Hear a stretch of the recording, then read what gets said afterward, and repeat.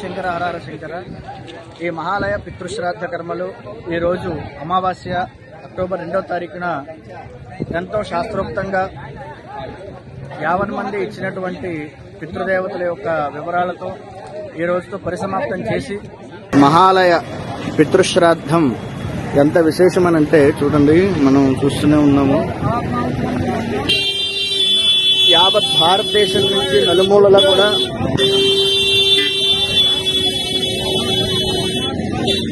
ప్రతి ఒక్కరూ వారి పితృదేవతలను స్మరించుకుంటూ పితృశ్రాద్ధాలు చూడండి. ఇక్కడ వీళ్ళకి కొడుకులు లేనట్టున్నారు, ఆవిడే పవిత్రం పెట్టుకుని చేస్తున్నారు.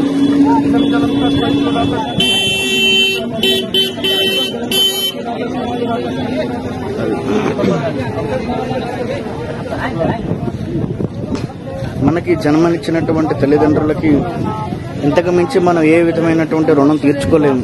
ఈ విధంగా అంటే ఎంత ఇచ్చినప్పటికీ పితృరుణం మాతృరుణం అనేది తీరదు. ఎన్ని సంవత్సరాలైనా సరే మన నెక్స్ట్ జనరేషన్ వాళ్ళు కూడా మన పితృదేవతలకి శ్రాద్ధ కర్మ అనేది నిర్వహించాలి. చూడండి, అవన్నీ అవే. మన సప్తర్షి చారిటబుల్ ట్రస్ట్ వారి నిర్వహణలో భాగంగా మనం ప్రయాగ త్రివేణి సంగమంలో ఉన్నాము.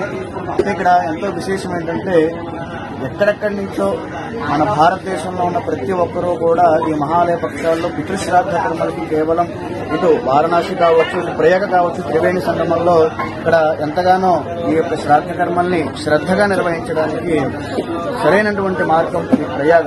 అయితే ఇందులో ముఖ్యంగా మన తెలుగు వాళ్ళు కూడా ఇక్కడ కొన్ని వ్యవస్థలు ఏర్పాటు చేసి మన వాళ్ళందరూ వచ్చి ఇక్కడ పితృశ్రాద్ధ కర్మలు నిర్వహించుకోవడానికి ఎన్నో అవకాశాలు, ఎన్నో ఏర్పాట్లు చేసి గత కొన్ని సంవత్సరాలుగా వారి తండ్రి గారి దగ్గర నుంచి, వీరి పేరు బయ్యన్ బాబు గారు, వారి తండ్రి గారు కృష్ణశాస్త్రి గారు, వారు ఎంతో కొన్ని పరంపరగా ఇక్కడ ఈ పితృశ్రాద్ధ కర్మలు ఎంతో శ్రద్ధాశక్తులతో మన వారందరికీ కూడా నిర్వహిస్తున్నారు. వీరి అబ్బాయి కేశవ శాస్త్రి కూడా మన దగ్గర మన సప్తర్షి వేద పాఠశాలలో చదువుకోవడం చాలా విశేషం. ఇంకా చదువుతూ ఉన్నాడు అబ్బాయి.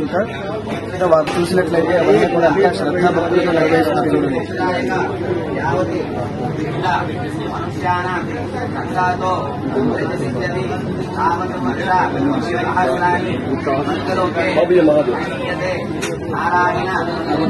మరలా ఈరోజు రాత్రి తిరుగు ప్రయాణంలో మనం మళ్ళీ సప్తర్షి ఆశ్రమానికి మళ్ళీ వెళ్ళి రేపటి నుంచి కూడా మనం ఈ యొక్క దసరా నవరాత్రులు ఉన్నాయి, చండీ హోమాలు ఇవన్నీ ఉన్నాయి, అవి మళ్ళీ నిర్వహించుకుంటూ ఈ 15 రోజులు కూడా ఎంతో శ్రద్ధాశక్తులతో అయోధ్య, ప్రయాగ, అలాగే కాశీతో పరిసమాప్తం చేసాము ఈ యొక్క పితృశ్రాద్ధ కర్మలు. ఇది మేము చేస్తున్నటువంటి కార్యక్రమం అందరూ చూసి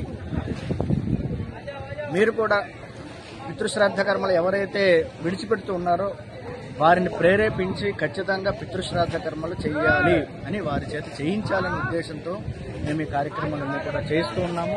దయచేసి ఎవరూ కూడా దైవకర్మలు చేయకపోయినా పర్వాలేదు, కానీ పితృకర్మలు మాత్రం నిర్వహించాలి. ఈ విషయాన్ని మీ అందరికీ తెలియజేయడం కోసమే ఈ శ్రాద్ధ కర్మలన్నవి కూడా ప్రతి మహాలయ పక్షాల్లో మేము నిర్వహిస్తూ ఉన్నాము. జై జై శంకర, హర హర శంకర.